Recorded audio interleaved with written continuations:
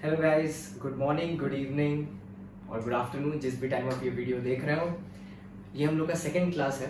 मैं पहले कुछ बातें शेयर करना चाहता हूँ। आप लोगों ने जो फर्स्ट वीडियो के बाद जो रिस्पॉन्स दिया है, इतने व्यूज़, इतने सब्सक्राइबर्स, ऑनेस्टली मैंने ये एक्सपेक्ट नहीं किया था, क्योंकि ये एक तरह का मेरी तरफ से गिव अवे था। ठीक है, it was not something to monetise. और जिस तरह का रिस्पॉन्स सबने दिया, आई एम डीपली टच्ड। हाँ, बहुत सारे ऐसे मेरे को रिस्पॉन्सेज भी आए।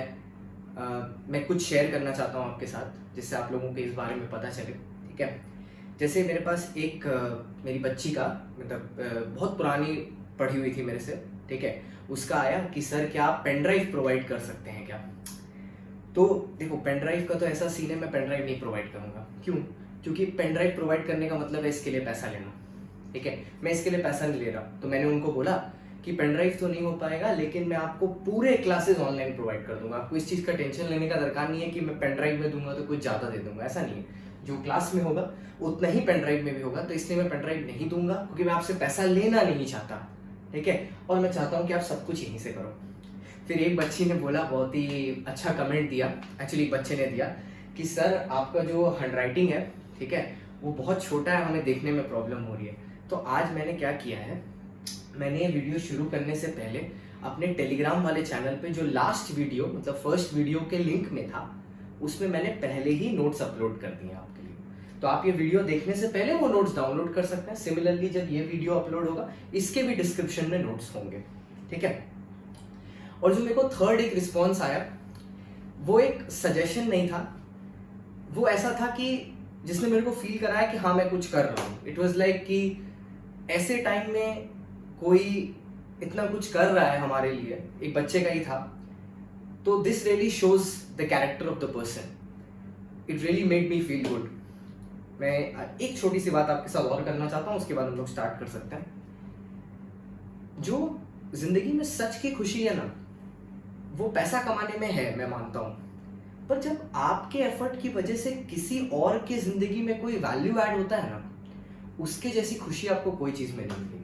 ये मेरा गारंटी है आपको। तो वो बात सुन के मेरे को बहुत खुशी महसूस हुआ, सीधी सी बात ये मैं बोल रहा हूँ। अच्छा, अब हम लोग आज का लेक्चर शुरू करेंगे।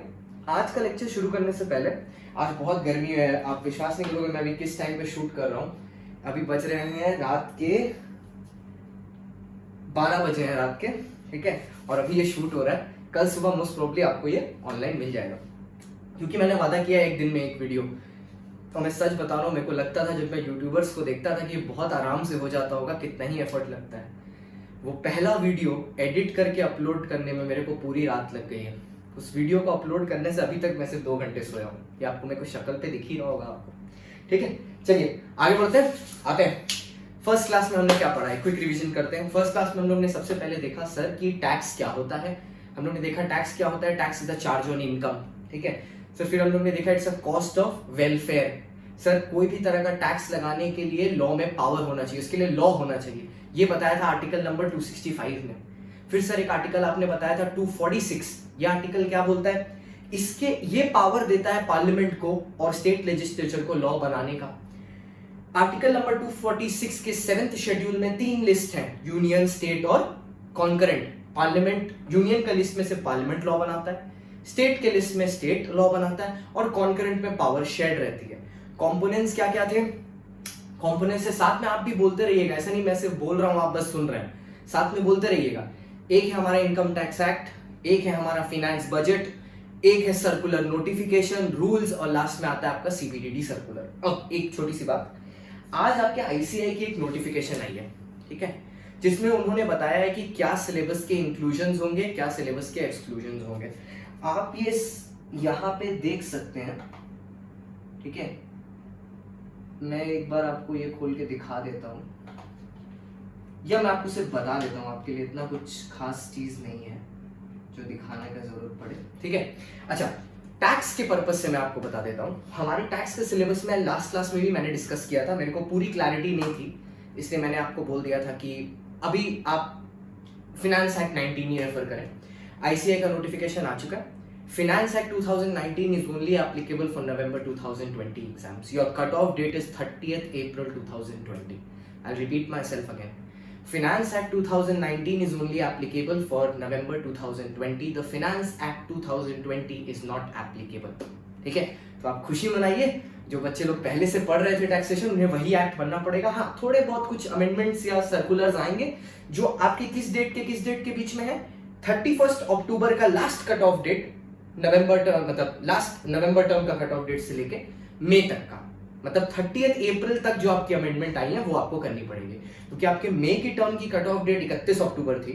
तो 31 अक्टूबर से लेकर 30 अप्रैल तक जो भी आया है वो आपको थोड़ा बहुत करना पड़ेगा। मतलब finance act does not change, that is a blessing for ICI. तो सब बच्चे एक बार दिल पे हाथ रख के बोलें जय आईसीआई, क्योंकि हम लोग कभी भी अपने इंस्टीट्यूट की तारीफ नहीं करते, कभी कभी करनी भी चाहिए, ठीक है, जहां पे सही हो।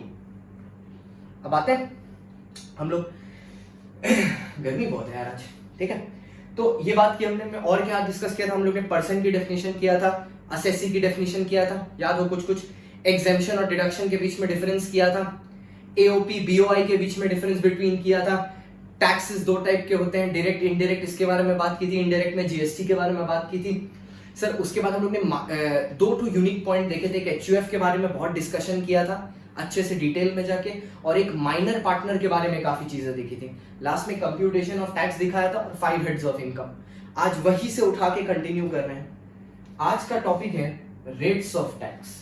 अच्छा, आज का क्लास किसके लिए? सबके लिए। मैंने अगर आपने मेरे पेज का डिस्क्रिप्शन देखा हो तो मैंने वहां लिखा था for knowledge purpose as well. मेरे को किसी एक बच्चे ने अभी बस ये वीडियो रिकॉर्ड करने से थोड़ा देर पहले मैसेज किया, मिहिर था उस बच्चे का नाम, मिहिर मेहता करके, कि सर मैं आपका जो सब्जेक्ट आप पढ़ा रहे हो मैं उस कोर्स का एग्जाम नहीं दे रहा हूं, तो क्या मैं आपका वीडियो देखूं जस्ट फॉर नॉलेज पर्पस। मैंने एक बहुत सही बात बोली उससे, मैं आपको भी सेम बात बोलता हूं। इससे फर्क नहीं पड़ता कि आप सीए का कोर्स या सीएमए का कोर्स या सीएस का कोर्स कर रहे हैं, फ्यूचर में आप भी जाके पैसे कमाएंगे, और शायद कुछ लोग अभी भी कमा रहे हो, जैसे वो बच्चा स्टॉक ट्रेडिंग करता है। टैक्स तो आपको जरूरत पड़ेगी। अगर आप खुद सीख गए तो किसी दूसरे को पैसा नहीं देना होगा अपना काम करने के लिए। अगर आप नहीं सीख पाए तो यही पैसा आप किसी और को देंगे। जैसे फॉर एग्जाम्पल, एक छोटी सी एग्जाम्पल देता हूँ, जो लोग को बेसिक नॉलेज होगा टैक्स का वो अपना रिटर्न खुद फाइल कर पाएंगे। अगर आप अपना रिटर्न खुद फाइल करते हैं तो आप साल में हर साल 5,000 रुपए बचा रहे हैं, जो आप किसी सीए सीएस सीएमए को देते हैं अपना रिटर्न फाइल करने के लिए, या किसी भी लर्नड प्रोफेशनल को देते हैं। अब ये 5,000 रुपए आप जिंदगी भर बचाएंगे, और ऊपर से कोर्स फ्री है, तो आप आराम से देखिए, और घर में लॉकडाउन में बैठे बैठे आपके पास काम ही क्या है, ठीक है। आइए, तो रेट्स ऑफ टैक्स खुलता है। हमारा टॉपिक बहुत ही छोटा होगा, हम सब कोशिश करेंगे कि सारे वीडियो 1-1 घंटा के अंदर चलें, क्योंकि अपलोड होने में बहुत टाइम लगता है। अगर किसी का 1 घंटा से ज्यादा डिस्कशन होगा बहुत सारे टॉपिक का, तो मैं पार्ट 1, पार्ट 2, पार्ट 3 करके आपको डाल दूंगा वो चीज। आइए हम लोग सब लोग अब साथ में स्टार्ट करते हैं। क्या है हमारा टॉपिक सर आज? सर आज हम लोग पढ़ेंगे रेट्स ऑफ टैक्स, ठीक है। अब रेट्स ऑफ टैक्स पढ़ते समय कुछ इंटरेस्टिंग चीजें हमारे सामने आएंगी। जैसे हमारे सामने एक चीज आएगी, एक वर्ड आएगा बहुत बार, रेसिडेंट, नॉन रेसिडेंट। ये रेसिडेंट और नॉन रेसिडेंट का टॉपिक मैं अगले क्लास में बहुत डिटेल में करूंगा, लेकिन क्योंकि यहाँ पे वर्ड्स आएंगे बार बार, R for resident, NR for non resident, तो मैं आपको थोड़ा सा कुछ बता देता हूं। सुनिए, citizenship is a birth concept. आप किसी कंट्री के सिटीजन, जनरली वहां बर्थ होने से आपका मतलब उस कंट्री में पैदा होने से आप बनते हो, ठीक है। पर टैक्सेशन पर्पस के लिए, ठीक है, citizenship is not important, not very important, residential status is important. What, क्या वर्ड बोला? For citizenship is not that important in taxation, residential status ज्यादा इंपॉर्टेंट है। अब ये जो वर्ड है रेसिडेंट, इसका मतलब होता है कहीं पे रहना, ठीक है। तो ऐसे ही ना इंडिया में भी आप रेसिडेंट होंगे तो टैक्स लगेगा, नॉन रेसिडेंट होंगे तो भी टैक्स लग सकता है, बट अंडर सर्टेन कंडीशंस। जैसे रेसिडेंट कैसे हैं, नॉन रेसिडेंट कैसे हैं, कैसे पता चलेगा? जैसे एक छोटा सा सेक्शन है, section 6 sub clause 1, section 6 sub clause 1। हम लोग ये नेक्स्ट क्लास में डिटेल में पढ़ेंगे, अभी वो लिखा भी नहीं है यहाँ पे, मैं बस इन दोनों वर्ड को समझा रहा हूँ। जो ये बोलता है कि अगर एक आदमी, इंडिविजुअल, मैं इसके बारे में बात कर रहा हूं, ठीक है, अगर एक आदमी इंडिया में 1 साल के पीरियड में, 1 साल में कितने दिन होते हैं बच्चा लोग? 365 या 366। यहाँ एफएम का कॉन्सेप्ट मत लगाइएगा कि 300 ले लेते हैं, ठीक है, यहाँ ये नहीं हो रहा है। तो 365 डेज में उसको इंडिया में रहना है 182 डेज। 365 डेज में इंडिया में रहना है 182 डेज, 180 नहीं, 181 नहीं, 182 डेज, ठीक है। या तो वो ये कंडीशन फुलफिल कर दे, या दूसरा कंडीशन है कि उसको इस प्रीवियस ईयर में, लास्ट क्लास में डिस्कस हुआ था, previous year is a 12 month period जिसमें हम लोग इनकम अर्न करते हैं। हमारे एग्जाम के लिए करंट प्रीवियस ईयर 1920। इस प्रीवियस ईयर में वो इंडिया में एटलीस्ट 60 डेज स्टे करता है। इस प्रीवियस ईयर में इंडिया में वो 60 डेज स्टे करता है, और पिछले 4 प्रीवियस ईयर के टोटल मिला के, पिछले 4 प्रीवियस ईयर का टोटल मिला के he has stayed in India for at least 365 days। क्या बोला, मैं फिर से बोलता हूं, इस करंट ईयर में 60 डेज है और पिछले 4 प्रीवियस ईयर को मिला के 365 होना चाहिए, ठीक है, एटलीस्ट 365। अगर आप इन दोनों में से कोई भी कंडीशन पूरा कर देते हो तो आप रेसिडेंट हो। अगर आप इनमें से कोई भी कंडीशन पूरा नहीं करते, मतलब दोनों ही कंडीशन पूरा नहीं कर पाते, तो आप नॉन रेसिडेंट, ठीक है। तो ये कुछ बेसिक बात होंगी, याद क्या रखना है आपको, एक साल में 182 या सेम साल में 60 और पिछले 4 साल में 365, ठीक है। आपके दिमाग में ऐसे बन जाना चाहिए। आप आंख बंद करिए एक बार, सब कोई आंख बंद करेगा जो वीडियो देख रहा है। 182 ऊपर, नीचे 60 प्लस 365 ब्रैकेट 4, ठीक है। तो 365 4 साल में, उस करंट ईयर में 60 दिन, या उस करंट ईयर में 182 डेज। ऑब्वियसली अगर आप उस करंट ईयर में 182 डेज हो गए तो आपने 611 फुलफिल कर दिया, तो 2 देखने की जरूरत नहीं है, बिकॉज देयर इज एन और कंडीशन। और मींस दोनों में से एक, हिंदी वाला और नहीं है, इंग्लिश वाला और, ठीक है। आते हैं, अच्छा अब हम लोग किसके बारे में बात करने जा रहे हैं। सबसे पहले हम लोग बात करने जा रहे हैं individual, HUF, AOP, BOI, AJP। मैं एक बार फुल फॉर्म बोल दे रहा हूं, पर मेरे को लगता है शायद आपको लास्ट क्लास से याद होना चाहिए। इंडिविजुअल, और अगर लास्ट क्लास नहीं देखा तो लिंक मैं शेयर कर दूंगा इस वीडियो के नीचे क्लास 1 का, प्लीज उसको पहले देख लीजिएगा ये देखने से पहले। Individual, Hindu undivided family. हाँ एक बात और, हिंदू अनडिवाइडेड फैमिली में जैन अनडिवाइडेड फैमिली और सिख अनडिवाइडेड फैमिली भी इंक्लूडेड रहेगा, ठीक है। Association of person, body of individual, artificial jurisdictional person. याद है last day, Calcutta university, Delhi university सब इस हेडिंग में आएगा, लेकिन चैरिटेबल ट्रस्ट इस हेडिंग में नहीं आएगा, ठीक है। बॉम्बे हाई कोर्ट का एक जजमेंट है, ठीक है, राम कुमार ट्रस्ट का, राम कुमार नाथ ट्रस्ट का 1989 का जजमेंट है, जो ये बोलता है कि ट्रस्ट AGP नहीं है, AJP नहीं है, ठीक है।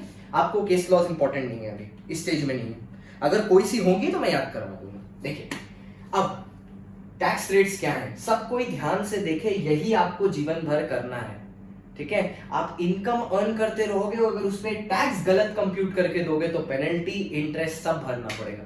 अब एग्जाम पर्पस से बताता हूं, 10 मार्क्स के सम में अगर आप ये गलत करके आओगे तो आउटराइट 4 नंबर कट जाएंगे। अगर कोई बीकॉम वाला देख रहा है तो 15 मार्क्स के सम में अगर आप ये गलत करके आओगे, कभी कभी वो लोग 8 मार्क्स काट लेते हैं आउट शॉर्ट, क्योंकि वहां पे आंसर मैटर करता है नीचे, ठीक है। आगे up to ₹250,000 there is no tax. मतलब अगर इंडिया में एक साल के अंदर मैं 250,000 कमाता हूं, being individual, HUF, AOP, BOI और AJP, there is no taxation for me. My income is tax exempt up to ₹250,000.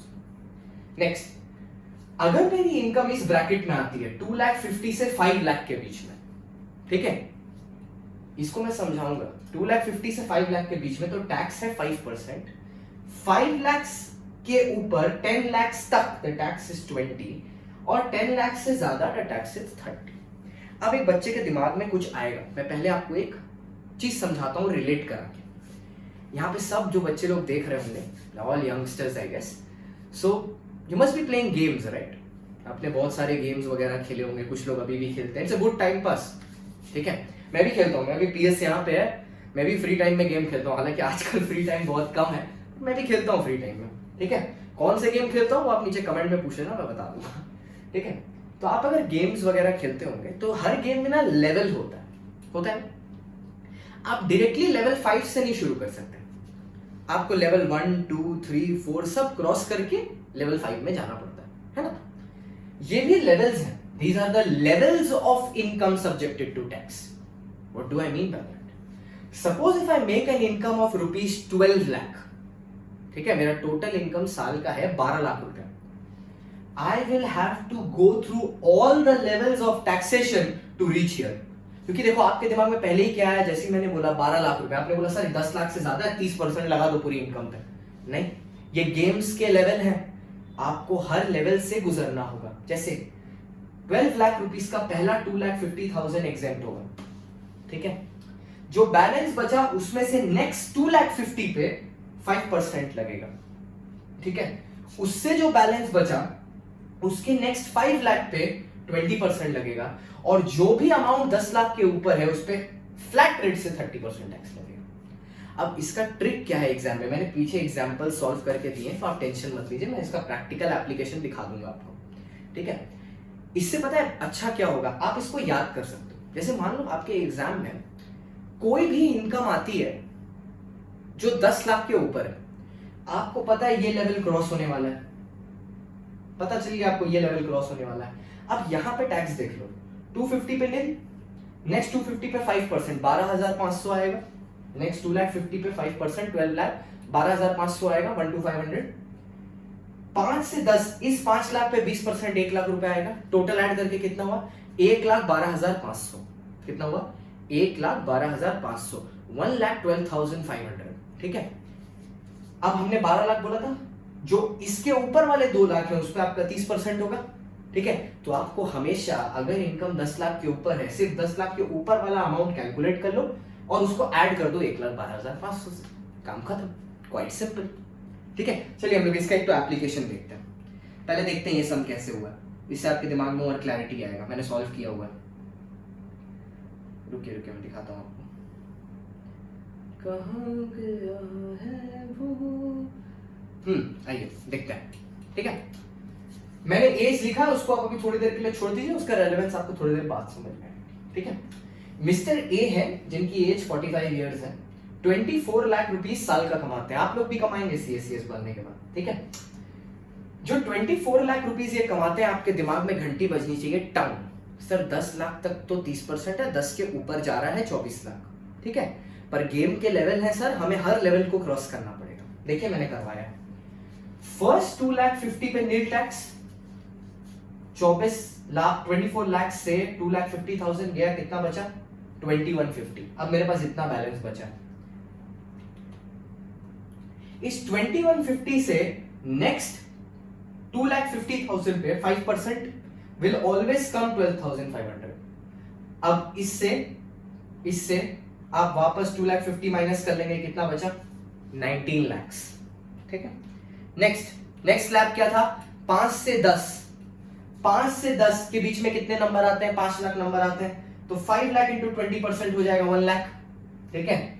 अब आपने यहां से 19 में से 5 हटा दिया, कितना बचा, 14 लाख। अब 10 लाख का स्लैब पार हो गया, 10 लाख के स्लैब के ऊपर कितना है, 14 लाख, उस पे कितना लगेगा, 30%।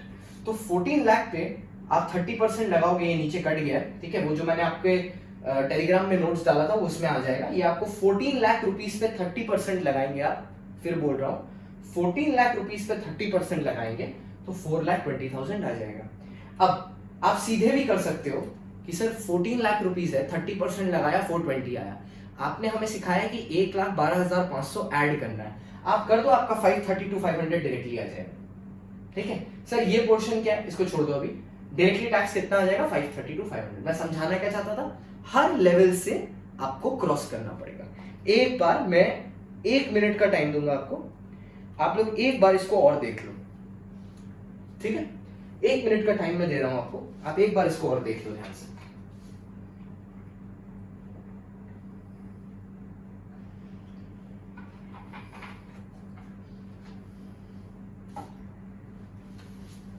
क्योंकि ये ना आपके सम में बहुत महत्व रखता है, सम से ज्यादा तो जिंदगी का यही मेन रोल है, यही आपको करना है। अपना टैक्स कंप्यूट करके जब सेल्फ टैक्स पेमेंट करना होगा, this is how you calculate your tax, ठीक है। चलिए वापस ऊपर चलते हैं। जो बाकी का पोर्शन है वो पढ़ते हैं। सीख तो लिया, अप्लाई करना, आप प्रोविजन देख लेते हैं और ठीक है। आइए हाँ चलिए। अब जो सीनियर सिटीजन होते हैं, बुजुर्ग, अच्छा कोई मेरे से ना, जो मैं पहली बार टैक्स पढ़ाना शुरू किया था, एक बच्चे ने मेरे से बहुत फनी क्वेश्चन पूछा था ये पढ़ाने के बाद, मैं क्लास से जा रहा था तब, कि सर आपने ये तो बता दिया कि मेल के लिए क्या टैक्सेशन होगा, सर फीमेल के लिए क्या टैक्सेशन होगा। मैं ना एक सेकंड के लिए मैं अचंभित हो गया कि ये फीमेल के लिए टैक्सेशन का मतलब क्या है, ठीक है, क्योंकि वो बच्चे ने यही सुना है कि हर जगह मेल के लिए अलग, फीमेल के लिए अलग होता है। भैया यहाँ पे कुछ नहीं है, इंडिविजुअल के लिए, मेल फीमेल सबके लिए एक ही टैक्सेशन, कुछ अलग नहीं, ठीक है। अच्छा अब सीनियर सिटीजन के लिए यहाँ पे कुछ अच्छा है, ठीक है। अगर आप सीनियर सिटीजन हो और आपकी एज है मोर देन 60 ईयर्स, अगर आप सीनियर सिटीजन हो और आपकी एज है मोर देन 60 ईयर्स, कितना बोल रहा है, मोर देन 60 ईयर्स, ठीक है, ये बेनिफिट आपको मिलेगा, कुछ बेनिफिट है, लेकिन ये बेनिफिट किसके लिए है, रेसिडेंट सीनियर सिटीजन के लिए, रेसिडेंट सीनियर सिटीजन के लिए।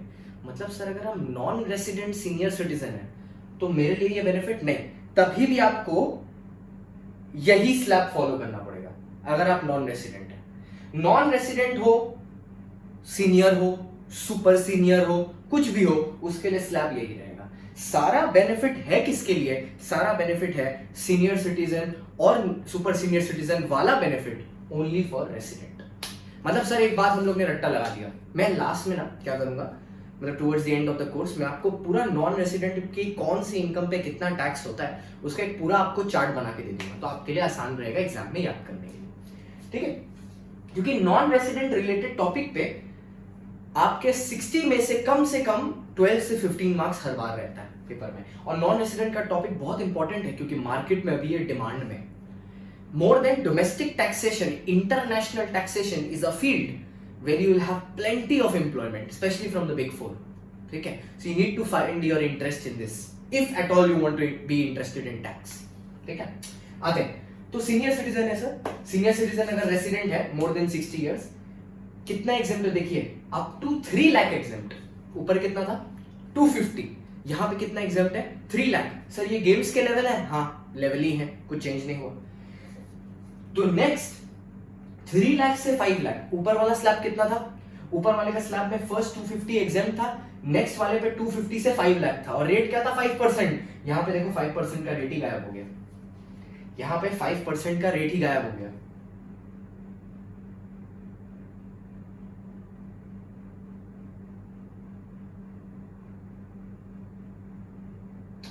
एक्चुअली यहाँ पे थोड़ा सा एक गलती हो गया, ठीक है, वो शायद राइटिंग के टाइम पे गड़बड़ हो गया। आप लोग वीडियो वाले एक बार देख लीजिएगा, मैं इसको करेक्ट करके अपलोड कर दूंगा। ये जो 3 से 5 लाख है इस पे 5% होगा, 3 से 5 लाख पे 5% होगा, 5 से 10 लाख पे 20% होगा, और 10 लाख के ऊपर 30% होगा। मतलब चेंज खाली यहाँ पे थोड़ा सा गलती हो गया, I am sorry, my mistake. तो ये चीज यहाँ पे ठीक करना है। ये 3 लाख से 5 लाख जो है, ठीक है, ये 3 से 5 जो है इस पे 5% होगा। नेक्स्ट एक और गेम का लेवल बनेगा या स्लैब बनेगा 5 से 10 लाख, उसमें हो जाएगा 20%, और उसके बाद आ जाएगा 30%। तो आप ये करेक्शन कर लो अगर आपके पास ये पेपर है साइड में, वरना मैं इसको वापस से करेक्ट करके डाल दूंगा, कुछ नहीं, मैं इसी के ऊपर एरर साइन बना के इसको करेक्ट करके डाल दूंगा वापस, ठीक है, या मैं नीचे डिस्क्रिप्शन में लिख दूंगा, ठीक है, कि 1 मिस्टेक ओवर हियर, ठीक है। आइए, ये बेसिकली होगा क्या, 3 से 5 लाख है, यहाँ 5% होगा, और 5 से 10 में 20 होगा, और 10 के ऊपर 30 होगा। That's it. नेक्स्ट, वो कभी कभी लिखते लिखते हो जाता है, ठीक है। सुपर सीनियर सिटीजन, बहुत ही बुजुर्ग लोग जो 80 क्रॉस कर गए। कहां क्रॉस कर गए, 80 क्रॉस कर गए। कुछ लोग मनी मन बोल रहे हैं सर अभी जिंदा भी हैं। ये इंडिया है मेरे दोस्त, यहाँ पे लाइफ स्पैन आदमी लोगों का बहुत ज्यादा होता है, एंड विच इज गुड। घर में बुजुर्ग हो तो आशीर्वाद लिया करिए, इससे आपकी नॉलेज बढ़ेगी। आशीर्वाद से बड़ी पावर कुछ है ही नहीं जिंदगी में, चाहे वो माँ बाप का हो या किसी और का, ठीक है। अच्छा, up to 5 lakh it is nil, 5 to 10 lakh it is 20%। यहाँ पे एक्चुअली मैं गलती से नहीं, 5% का स्लैब गायब हो चुका है, ठीक है। सीधे 5 से 10 पे 20% और 10 के ऊपर 30%। अब एक चीज इमेजिन करो, वो जो 45 इयर्स वाला आपने सम किया जिसपे आपने 24 लाख निकाला, I want everyone to have their calculators. In hand. अगर वो सुपर सीनियर सिटीजन होता तो उसका पहला 5 लाख एग्जेम्प्ट होता, बचा 19 lakhs। 19 lakhs का फर्स्ट 5 लाख पे वो 20% टैक्स देता, मतलब 5 लाख पे 20% देता, मतलब वो अराउंड दे देता 1 लाख रुपए, ठीक है। तो अब उसके पास बचा बैलेंस कितना बचा, 14 लाख, और 14 लाख पे वो देता 30%। 14 लाख का 30% लोग उन पे निकाले थे ना, 30%, 420 आया था, तो 420 + 1 उसका टैक्स लायबिलिटी कम हो जाता, 5,20,000 आता, ठीक है। तो बस यही चीज इसमें अलग है, नॉर्मल, सीनियर, सुपर सीनियर। अब मैं आपको एक इंटरेस्टिंग सी बात बताता हूँ, ठीक है, ये फनी सी बात है थोड़ी, ठीक है। सपोज एक ऐसा आदमी है, ठीक है, जो 59 ईयर्स का है और उसका बर्थडे 1 अप्रैल को आता है। आप समझ गए होंगे प्रॉब्लम क्या है। उसका बर्थडे 1 अप्रैल में आता है, ये एक्चुअली में हुआ है, ठीक है। असेसमेंट ईयर खत्म होता है 31 मार्च को, प्रीवियस ईयर भी 31 मार्च को ही खत्म होता है। अब एक डिस्प्यूट गया सुप्रीम कोर्ट में कि अगर एक आदमी का बर्थडे 1 अप्रैल को है तो उसको 60 इयर्स का किस दिन माना जाएगा, नेक्स्ट साल के लिए माना जाएगा कि प्रीवियस ईयर में ही ऐसा अज्यूम किया जाएगा कि उसका बर्थडे एक दिन पहले है और उसी दिन उसको मान लिया जाएगा कि वो 60 इयर्स क्रॉस कर गया। सुप्रीम कोर्ट में इसने जजमेंट ये मिला कि अगर एक आदमी 59 इयर्स का है, ठीक है, and he is turning 60 on 1 April, it will be deemed, इसलिए मैंने बोला था डीम्ड वर्ड बहुत बार यूज करूंगा। डीम्ड का मतलब होता है यू हैव टू अज्यूम, बोला डीम किया जाएगा कि उसका बर्थडे 31 मार्च को ही है। मतलब सर वो 2 केक काटेगा, एक 31 मार्च को काटेगा वो इनकम टैक्स डिपार्टमेंट के साथ, और एक 1 अप्रैल को काटेगा अपने घर पे मतलब उसका बर्थडे 31 मार्च को ही अज्यूम किया जाएगा and he will get the benefit of being a senior citizen, means 3 lakh rupees तक की उसकी इनकम एग्जेम्प्ट हो जाएगी, ठीक है। तो ये तो हुआ इंडिविजुअल HUF, AOP, BOI और AGP। इसके अलावा भी तो बहुत सारी चीजें थी, अगर आपको याद हो। इसके अलावा 3 लोग और थे पर्सन की डेफिनेशन के अंदर, फर्म, कंपनी, कोऑपरेटिव सोसाइटी। क्या थे? Firm, company, cooperative society. तो अब आते हैं इन लोग का भी टैक्सेशन देख लेते हैं बच्चे लोग।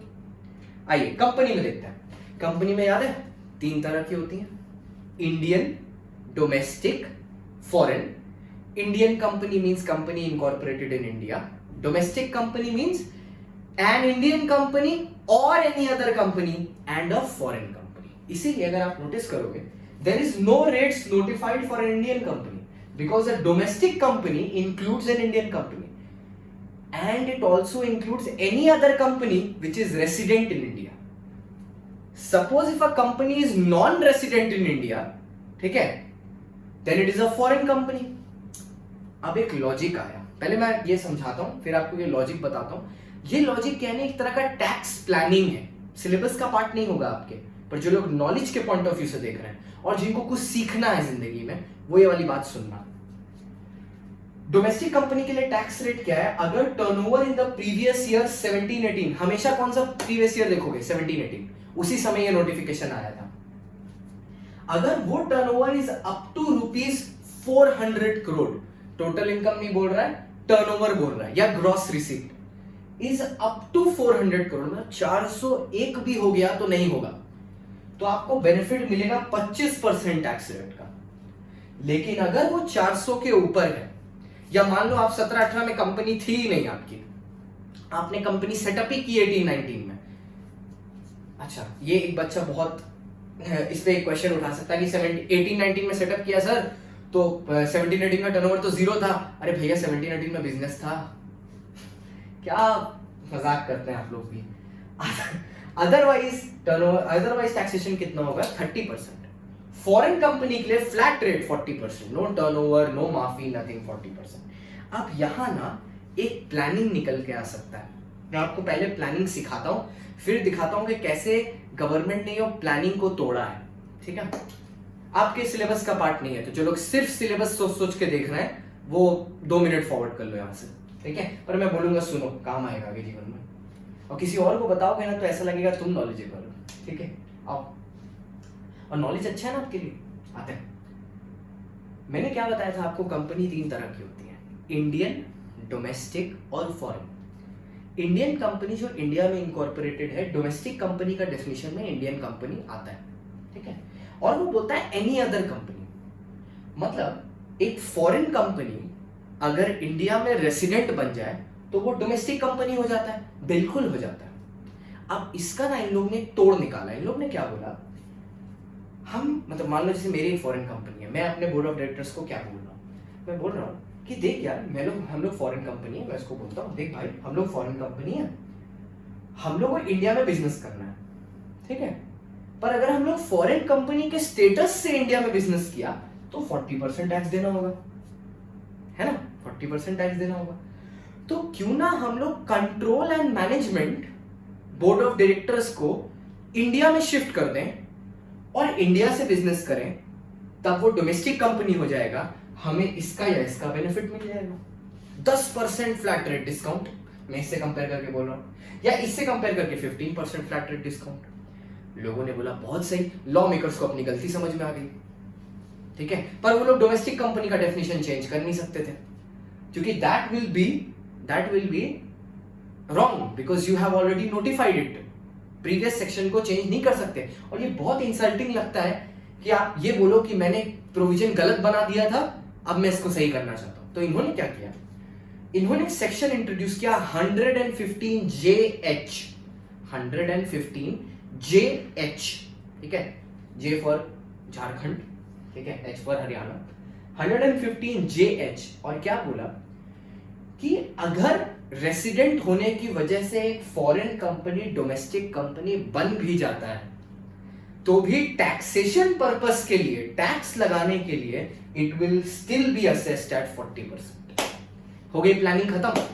इतनी अच्छी प्लानिंग बताई थी कि इंडिया में बिजनेस बैठा देते हैं, वहां पे बोर्ड ऑफ डायरेक्टर्स को भेज देते हैं, 30% या 25% का बेनिफिट मिल जाएगा। सरकार ने क्या किया, 115JH मीठा लड्डू दे दिया हाथ में, बोला ये लो लड्डू, ठीक है, और लड्डू से खुश रहो। अब तुम डोमेस्टिक कंपनी में बन जाओ, टैक्स तो तुमको 40% पे ही देना पड़ेगा। अब फॉरेन कंपनी का प्लानिंग बेकार हो गया, ठीक है, समझ में आया ना आपको प्लानिंग का लॉजिक क्या है। अब आइए आगे बढ़ते हैं, टैक्स रेट पे चलते हैं। अब हम लोग ने फॉरेन कंपनी ये खत्म कर लिया, let's come to firm. Firm और LLP is on the same status except for separate legal entity, we'll discuss that later. Firm, LLP, local authority, KMC, tax rate out flat 30%, जो भी income earn करेंगे 30%। अगर आप एक चीज notice कर रहे होगे, कंपनी और फर्म के केस में there is no basic exemption, no, any income they earn is subjected to tax, any income. हाँ, और सबकी इनकम पे, फर्म हो, इंडिविजुअल हो, HUF हो, जो भी हो, एक हेल्थ एंड एजुकेशन सेस लगता है 4%, 2% हेल्थ, 2% एजुकेशन। ये बेसिकली सेकेंडरी और हायर एजुकेशन, बच्चों की 10 और 12 की पढ़ाई जो गवर्नमेंट स्कूल्स में चलती है, ये 4% जो हम लोग कलेक्ट करते हैं ये उसकी तरफ जाता है, गवर्नमेंट ये उसकी तरफ कंट्रीब्यूट करता है। आप अगर न्यूज़पेपर पढ़ते होंगे तो आपने देखा होगा कि दिल्ली के गवर्नमेंट स्कूल के बच्चे प्राइवेट स्कूल से अच्छा रिजल्ट दे रहे हैं पिछले 4 साल से, because this is where the money comes from. And health is basically for promoting our health services, ठीक है। अब आपको पता है अभी के टाइम में हेल्थ कितना इंपॉर्टेंट है, पर एक गुड न्यूज आया है, मेरे को पता नहीं कितना ट्रस्टवर्दी है न्यूज, कि ऑक्सफोर्ड यूनिवर्सिटी ने जो लंदन में है, उसने वैक्सीन का फेज 3 टेस्टिंग सक्सेसफुली पूरा कर लिया। Means the human trial has been successful, that's good news for us. Even अपने भी ICMR वालों ने फेज 3 को पूरा कर लिया। तो मोस्ट प्रोबेबली हम लोग कोरोना के कहर से बचने के कगार पे हैं, तरफ बढ़ रहे हैं। I hope a good time is coming, ठीक है। हालांकि हम लोग अपनी पढ़ाई जारी रखेंगे। तो हेल्थ एंड एजुकेशन सेस कितना है, 4%, ठीक है। उसके बाद यहां पे ना कुछ ऐसी इनकम्स हैं जो स्पेसिफिक हेड्स ऑफ इनकम में है और उनपे कोई डिफरेंट रेट ऑफ टैक्स लगता है, उसको मैंने यहां पे नहीं डाला, आप अननेसेसरी कंफ्यूज होंगे। इसीलिए मैंने क्या किया, मैंने यहां पे लिखा है the rates of specific income will be dealt in respective heads of income. मतलब जब हम लोग वो रिस्पेक्टिव हेड ऑफ इनकम पढ़ेंगे तब हम लोग उस हेड्स को डील करेंगे। जैसे ये कौन कौन से होंगे, income from other sources, capital gains, ठीक है। इनकम फ्रॉम अदर सोर्सेज में डिविडेंड होगा, कैपिटल गेन में long term capital tax, short term capital tax, वो बात करेंगे। तो उसके रेट्स अलग होते हैं स्लैब रेट से, इसको हम लोग प्यार से स्लैब रेट बुलाते हैं, जो हमने ऊपर समझाया। इसलिए उनको हम जब वो चैप्टर्स में जाएंगे तब डिस्कस करेंगे। अभी एक साथ कर देने से ना अननेसेसरी कंफ्यूजन हो जाए। अभी जनरल चीजें पढ़ते हैं पहले, ठीक है। चैप्टर स्पेसिफिक चीजें बाद में करेंगे, हमें तो बहुत लंबा पढ़ना है अभी। Last, cooperative society. ठीक है, कोऑपरेटिव सोसाइटी का generally they are meant for promoting, जैसे this is like basically section 8 companies, if you remember आपके कंपनी लॉ में section 8 companies, non trading organization, somewhat like that. Now the cooperative society can be of different types, it may be a primary cooperative society और agriculture cooperative society, प्यार से PACS बुलाते हैं, PACS, primary agriculture cooperative society. ठीक है, तो उनके लिए उनकी इनकम काफी कम होती है। ठीक है, तो उनका देखो स्लैब रेट्स भी काफी कम है, अप टू 10,000 उनकी इनकम 10% पे टैक्सेबल है, 10,000 से 20,000 पे 20% तक, और 20 से ज्यादा 30% तक। इंपॉर्टेंट ये भी है, मैं ये नहीं बोल रहा इसको छोड़ के चले जाइएगा, ठीक है, आप इसको भी देख लो। हालांकि बात क्या है, इस लेवल पे आपको कोऑपरेटिव सोसाइटी ओरिएंटेड क्वेश्चंस कम पूछे जाते हैं, पर प्रैक्टिकल नॉलेज के लिए दिस इज वेरी इंपॉर्टेंट। ठीक है, आइए सम्स तो हम लोग देख चुके ऑलरेडी। ठीक है, हाँ देखिए यहाँ पे देखिए, ये टोटल इनकम जो आया, जो भी टोटल टैक्स लायबिलिटी होता है उसके ऊपर सेस कैलकुलेट होता है। बहुत बार बच्चे ये गलती कर देते हैं कि वो लोग सेस निकाल देते हैं ग्रॉस टोटल इनकम पे, नहीं, सेस निकलेगा टैक्स लायबिलिटी पे। ठीक है, it's a charge on your tax liability 4%। ठीक है, 4% ऑफ योर टैक्स लायबिलिटी, इस केस में इट इज 21,300। सो ये आपका टोटल टैक्स पेएबल है जो आपको गवर्नमेंट को पे करना पड़ेगा। ठीक है, अब क्या होता है, अब एक टैक्स आता है अमीरों का टैक्स। ठीक है, आपको अगर पता हो तो हमारा जो टैक्सेशन सिस्टम है that is progressive based, it follows progressive taxation. Like what is progressive taxation from economics point of view? It means जो जितना ज्यादा पैसा कमाएगा उतना ज्यादा टैक्स देगा, which to some extent is right। जो जितना ज्यादा पैसा कमाएगा वो उतना ज्यादा टैक्स देगा, that is called progressive taxation. The concept of surcharge, ठीक है, नाम देखो, सरचार्ज, सर के ऊपर चार्ज लगेगा। नॉर्मल सर तक तो लगेगा, ये सर है, ये तो लगेगा ही, सरचार्ज इसके ऊपर लगेगा, सर के ऊपर, मतलब समझ लो इसके ऊपर। ठीक है, सरचार्ज आपकी इनकम टैक्स लायबिलिटी को और बढ़ाएगा। ठीक है, and it's a progressive taxation, जितना ज्यादा कमाएंगे उतना ज्यादा देना पड़ेगा सरकार को, सीधी सी बात।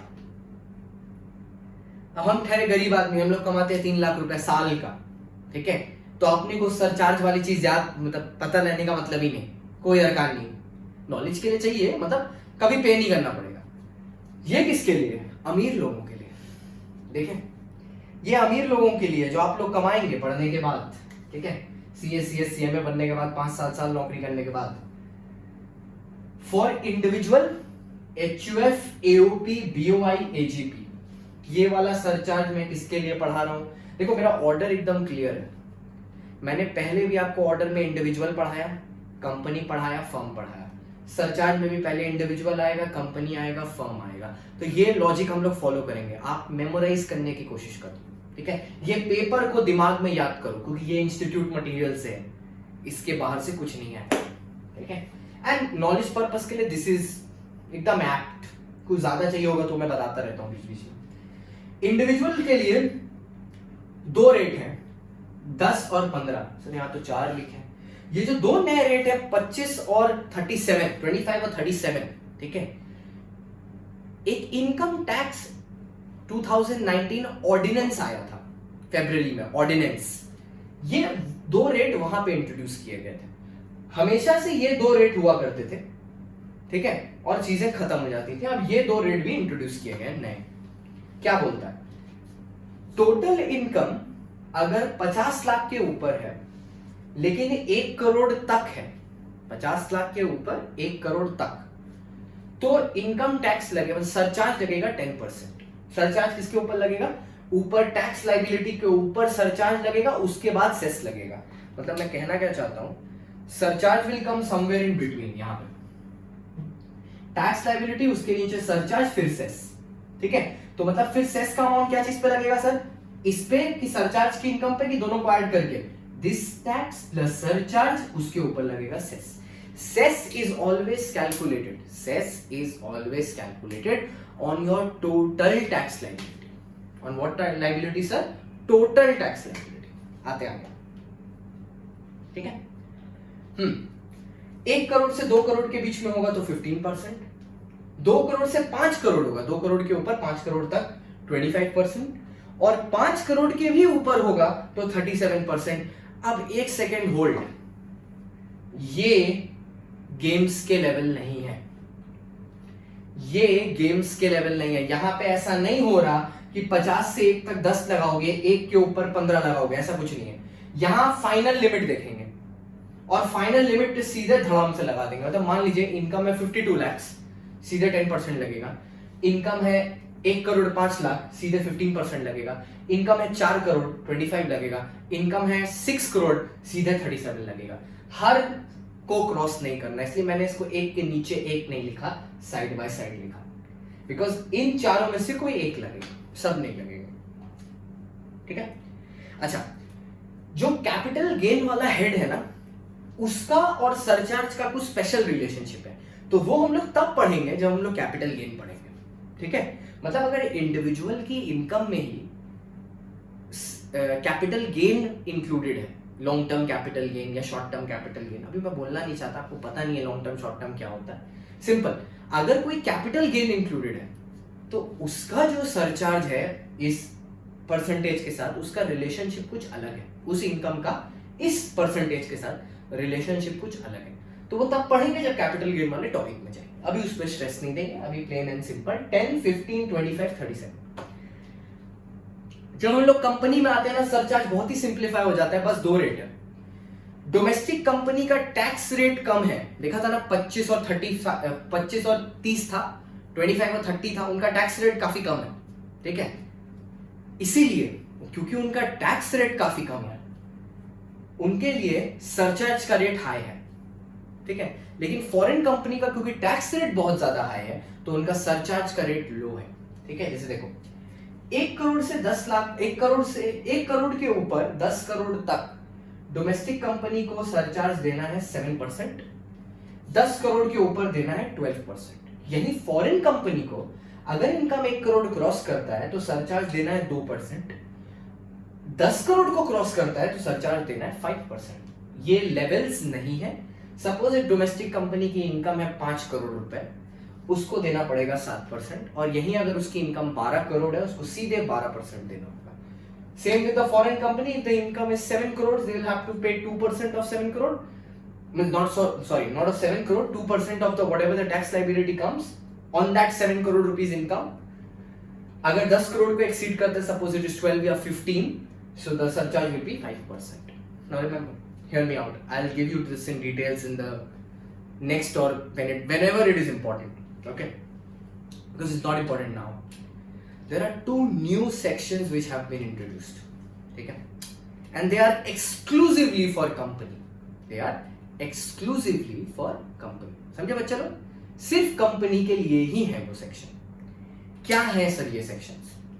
ये सेक्शंस ये हैं कि एक सेक्शन है 115 BAB, 115 BAB, 115 BAB, और एक है 115 BBA। एक BAB है, एक BBA है। जो BAB है वो बोलता है कि उसने एक नया टैक्स रेट दिया है कंपनी को, and that tax rate is only 22% of tax, only 22% of tax, that's it, with a flat surcharge of 10% and a cess of 4%। मतलब कुछ इफेक्टिव रेट अगर आप करोगे, कैलकुलेटर में कर लो, 25% इन प्लस 10% प्लस 4%, ठीक है। So it comes to like 23.186% के आसपास कुछ आता है, that will be the rate, ठीक है। या करके देख लो, शायद मैं रेट में, मेरे पास अभी कैलकुलेटर नहीं है, वरना मैं करके देख लेता, एक करके देख लो। 22% प्लस 10% प्लस 4%, ठीक है। अच्छा, और जो दूसरा सेक्शन है उसमें टैक्स खाली 15% है कंपनी पे, पर वो किसके लिए है? कोई न्यू मैन्युफैक्चरिंग कंपनी के लिए। किसके लिए? New manufacturing. Sir new manufacturing मतलब कब से? 1 अक्टूबर 2019 से, 1 अक्टूबर 2019 से जो कंपनी रजिस्टर हुआ है, और जो 31 2023 तक अपना मैन्युफैक्चर शुरू कर देगा उसके लिए ये बेनिफिट है कि वो 15% टैक्स देगा लाइफ लॉन्ग, ठीक है, लाइफ लॉन्ग। पर ये किसके लिए है? 115BA ये खाली मैन्युफैक्चरिंग एंटरप्राइज के लिए जो नए हैं। जो 115BA है, ठीक है, वो किसके लिए है? वो पुराने वालों के लिए भी है, वो एग्जिस्टिंग कंपनीज के लिए भी है। You just have to opt it once. इसके बारे में हम लोग और डिटेल नेक्स्ट क्लास में जाएंगे, या नेक्स्ट टू नेक्स्ट क्लास में जाएंगे जब इसका इंपॉर्टेंस आएगा। अभी इसका हालांकि कोई इंपॉर्टेंस नहीं है, जस्ट मैंने बता दिया कि इन टैक्स रेट्स के अलावा there are 2 new sections as well and they are optional. 115BA and 115BA is optional, these are compulsory। ऐसा नहीं, ये नहीं बोल सकता कि मैं इधर भी टैक्स दे दूंगा, ये देना कंपलसरी। अच्छा, फर्म के लिए और एलएलपी के लिए क्या है? एकदम सिंपल, ज्यादा दिमाग नहीं। टोटल इनकम अगर 1 करोड़ को एक्सीड करता है तो 12% टैक्स, 12% सरचार्ज देना होगा अगर 1 करोड़ को एक्सीड करता है। इनके लिए कोई सेकंड स्लैब नहीं है, 1 करोड़ के ऊपर कितना भी हुआ 12% देना पड़ेगा। एकदम सिंपल सर, ठीक है, मक्खन जिसको बोलते हैं। एक बार रिवाइज कर लेते हैं। हम लोग ने सबसे पहले क्या देखा था? हम लोग ने इंडिविजुअल एचयूएफ, एओपी, बीओआई के स्लैब रेट्स देखे थे। 250 तक एग्जेम्प्ट, 2,50,000 से 5 लाख तक 5%, 5 से 10 लाख तक 20% और 10 लाख के ऊपर 30%। फिर हम लोग ने देखा सीनियर सिटीजन जो 60 साल को पार कर गया, लेकिन किसके लिए?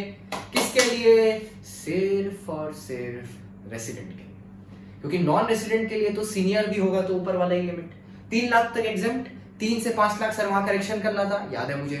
3 से 5 तक 5%, 5 से 10 तक 20%, 10 के ऊपर 30%।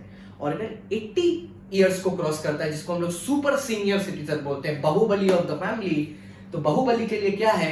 5 लाख तक एग्जेम्प्ट, 5 से 10 लाख तक 20%, 10 लाख के ऊपर 30%, 5% वाला स्लैब टोटली रिमूव हो गया। कंपनीज में डोमेस्टिक आती है, और इंडियन वाला लॉजिक मैं वापस से रिपीट नहीं करूंगा, मैंने एक बार बोल दिया, आप वापस वीडियो में पीछे जाके उसको देख सकते हैं। चलो हटाओ, बोल देता हूं, ठीक है। डोमेस्टिक कंपनी के लिए है कि अगर 17-18 में प्रीवियस ईयर में टर्नओवर 400 करोड़ के नीचे है तो 25% टैक्स लगेगा, अदरवाइज 30% लगेगा। फॉरेन कंपनी के लिए 40%। लेकिन अगर एक फॉरेन कंपनी इंडिया में रेसिडेंट हो जाता है, कैसे उसका कंट्रोल एंड मैनेजमेंट इंडिया में आ जाता है, तो वो डोमेस्टिक कंपनी तो बन जाएगा, लेकिन एक सेक्शन है 115JH जो बोलता है फिर भी उस पर टैक्स फॉरेन कंपनी के रेट से 40% ही लगेगा, ठीक है। इसके बाद हम लोग कहां पे थे? इसके बाद हमारा कॉन्सेप्ट आया था कि सेस 4% पे होता है, नॉर्मल सी चीज थी। इसके बाद हम लोग ने सरचार्ज किया था क्या? हाँ, उसके बाद हम लोग ने सरचार्ज किया था कि सरचार्ज इंडिविजुअल्स पे 4 रेट है, 10, 15, 25, 37। 10, 15, 25, 37। कंपनी पे डोमेस्टिक और फॉरेन का अलग अलग रेट है। 1 से ऊपर 10 तक 7%, 10 के ऊपर 12, वहां पे 2 फॉरेन कंपनी का 2 और 5, 7 और 12, 2 और 5, ठीक है। 2, 5, 7 होता है और 7, 5, 12 होता है, एकदम परफेक्ट। 2, 5, 7, 7, 5, 12 ऐसे लाइन बना दो, देखो 2, 5, 7, 7, 5, 12, ठीक है। कैसे बना? एक तो उल्टा एल बना, ठीक है, और एक ये ऐसे ग्रेटर देन वाला साइन बना, बस याद रखने के लिए, ठीक है। और फर्म का टैक्स रेट 1 लाख के ऊपर, 1 करोड़ के ऊपर होने से 12%। यहां तक हम लोग ने बात की। अब हमारा आखिरी टॉपिक, और जो मोस्ट कंफ्यूजिंग टॉपिक रहता है बच्चे लोगों में, मार्जिनल रिलीफ। ये रिलीफ है। रिलीफ हमें कब होती है? जब हमें दर्द से छुटकारा मिलता है।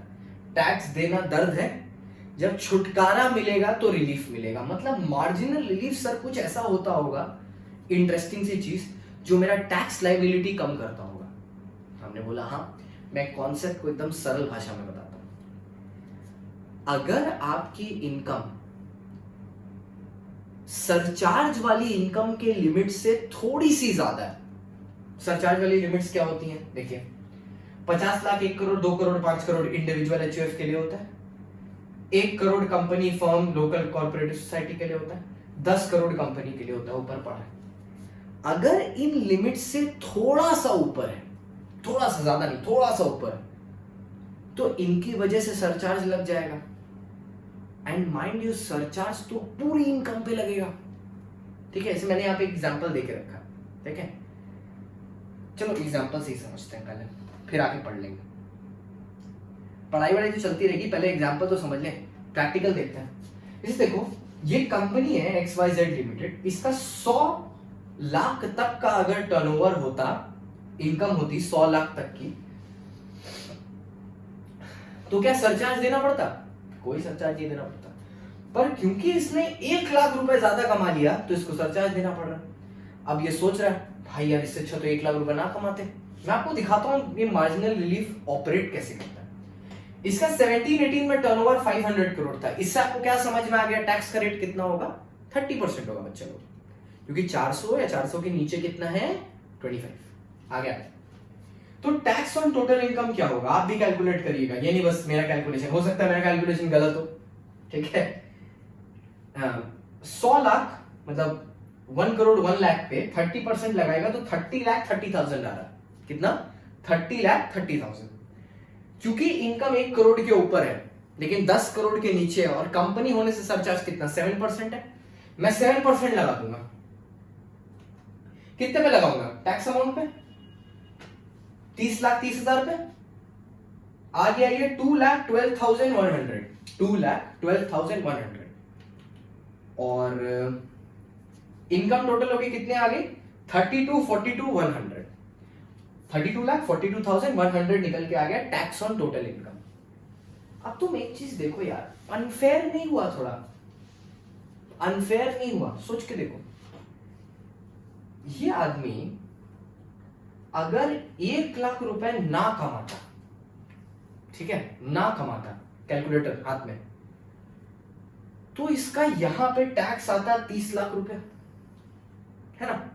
30 लाख से 1 रुपए ज्यादा आता, 1 को रुपए ज्यादा नहीं आता, 30 लाख रुपए आता। क्योंकि इस बंदे ने 1 लाख रुपए और कमा लिया, इस कंपनी ने, इनको मुसीबत आ गई। क्या? पहले यहां 30,000 रुपए टैक्स ज्यादा आया, है ना? यहां 30,000 रुपए टैक्स ज्यादा आया। उसके बाद जबरदस्ती का सरचार्ज आ गया 2,12,100।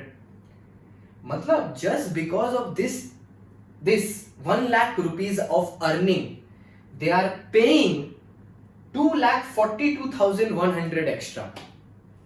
Imagine, just because of this earning of rupees 1 lakh they are paying 2,42,100 extra. मतलब 1 लाख कमा रहे हैं सर ज्यादा, उसके लिए घर से 2,40,000 से ज्यादा रुपए देने पड़ रहे हैं। ऐसा बिजनेस कौन करेगा?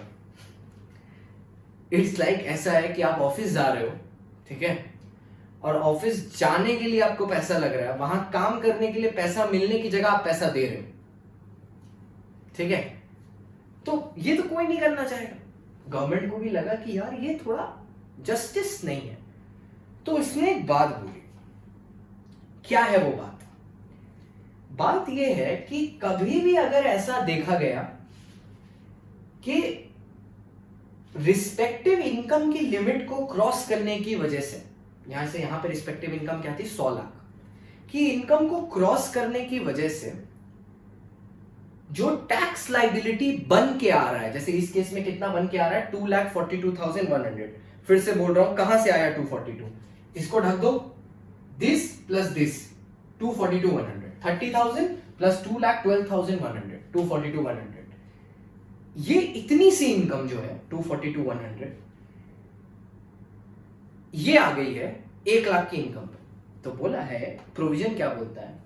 If at any moment the charge on extra income, वो चार्ज ऑन इनकम बोलता है मतलब सरचार्ज भी और साथ ही साथ ये नॉर्मल टैक्स भी, charge on income is more than the extra income earned, मतलब the charge of income is more than the extra income earned, तो रिलीफ क्या चीज का मिल जाएगा पता है आपको? डिफरेंस अमाउंट का रिलीफ आपको मिल जाएगा, डिफरेंस अमाउंट का। अब मैं इसको अगर दूसरी भाषा में बोलूं तो you will get means you will have to pay the extra income in form of tax and nothing more than that, just the extra income earned। अब हम इंग्लिश में एक बार बोलता है फिर हिंदी में बोलेगा। If in any situation due to increase of income there is an increase in tax and the increase in tax is more than the increase in income and the increase in tax is more than the increase in income, बच्चा उस case में क्या होगा पता है? Your income will be deemed as tax and nothing more than that. देखें demonstration. ये तो आंसर है, थोड़ा गाना वाना गाते रहना चाहिए बीच बीच में, माहौल बना रहता है। जैसे देखिए tax on income of ₹30 lakhs, ठीक है। टैक्स पहले हम लोग क्या करेंगे, इग्नोर कर देंगे कि 1 लाख रुपए है भी। तो अगर 100 लाख की इनकम होती तो टैक्स कितना होता, 30 लाख, ठीक है। इंक्रीज इन इनकम कितना हुआ है, 1 लाख। उसके वजह से surcharge on account of such income and extra tax कितना लग गया 1 लाख की इनकम पे, 242,100। तो सरकार बोलता है if the tax on excess income exceeds the increase in income, then your increase in income will be the excess tax that you are required to pay। उससे ज्यादा 1 रुपए नहीं लेंगे। सो अगर हम लोग दूसरी भाषा में बोले, your marginal relief will be the difference between the two, that is your amount of marginal relief। देखो relief is difference between 142 100। अब इसका एप्लीकेशन देखो, लॉ तो कभी भी पढ़ सकते हैं, उसमें क्या है, एप्लीकेशन देखो। ये मेरा टोटल टैक्स लायबिलिटी आता है, पर it will be restricted to only 31 lakh. क्यों? 30 लाख नॉर्मल 100 लाख की इनकम पे, फिर वो 1 लाख रुपए मैंने एक्स्ट्रा कमाया, जिसकी वजह से टैक्स कितना एक्स्ट्रा लग गया, 242,100। तो हमको देना कितना है, बस 1 लाख रुपए। तो सरकार हमसे बोलेगा तुम बस 31 लाख रुपया दो, उस पे 4% तुम सेस दे दो 31 लाख पे। Your relief is difference between the amount you should have paid and the amount you are actually paying. That is all that is in marginal relief, और कुछ नहीं है। Now you can even rectify, क्योंकि होता है मुझे बच्चों को रटना पसंद होता है, इस एग्जाम के दिन इतना लॉजिक थोड़ी ना समझ में आएगा। तो रटने का तरीका क्या है मैं बताता हूं। इंक्रीज इन इनकम और surcharge on account of such income increase, which ever is lower, वो अमाउंट आपकी टैक्स लायबिलिटी में ऐड होगा। इन दोनों में हमेशा जो लोअर होगा वो आपकी टैक्स लायबिलिटी में ऐड होगा। सिंपल सी बात। Increase in income by increase और increase in tax due to such income, ठीक है। Normal increase and surcharge both, that will be the tax liability. आइए अब एक बार लॉ पढ़ लेते हैं। अच्छा पहले आप लोग ये थोड़ा क्वेश्चन देख लेना, ठीक है। ये एक मैंने आपको प्रैक्टिस के लिए क्वेश्चन दिया, ठीक है। टोटल इनकम, थोड़ा सा केयरफुल रहना, ये एक एनआर है, ऊपर वाला ही कॉपी मत कर देना, वो कंपनी का है। तो ये एक एनआर है जिसकी एज 62 है। मैंने एज 62 जानबूझ के दूसरे कलर में लिखा है। इसको आप प्रैक्टिस करना ईमानदारी से, ठीक है। देखो आपका आंसर आता है कि नहीं आता। मैं नेक्स्ट क्लास में आते समय पहले आंसर बता दूंगा इसका, ठीक है। इसको प्लीज प्रैक्टिस करके रखना। एक बार जल्दी से देख के कॉपी कर लो, 10 सेकेंड का टाइम देता हूं मैं, ठीक है। जल्दी से कॉपी कर लो इसको।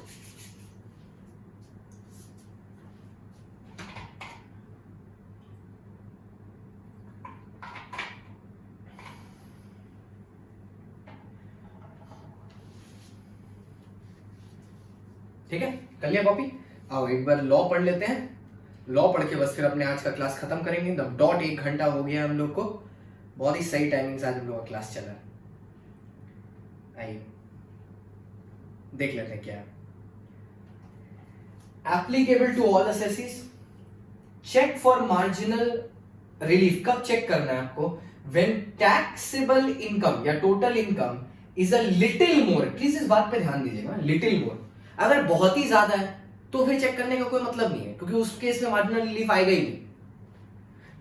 जैसे कॉमन सेंस, अगर 80 लाख रुपए है तो आप ये चेक करने मत बैठ जाना इंडिविजुअल के केस में कि 10% लगेगा कि नहीं लगेगा। वो ऑब्वियसली लगेगा, 30 लाख रुपए तक जा रहा है। 30 लाख रुपए और 10% उस पर कितना आएगा, 3 लाख रुपए ज्यादा से ज्यादा। 30 लाख जो एक्स्ट्रा उस पर 30% आप करोगे 9 लाख आएगा, उस पर 10% करोगे 90,000 रुपए और आएगा। ज्यादा से ज्यादा आपका कितना आ जाएगा, 10 या 11 लाख रुपए आएगा, 11 लाख। कभी भी 30 लाख को क्रॉस नहीं करेगा, तो वहां पे मार्जिनल रिलीफ होगा ही नहीं। तो फालतू टाइम मत वेस्ट करना।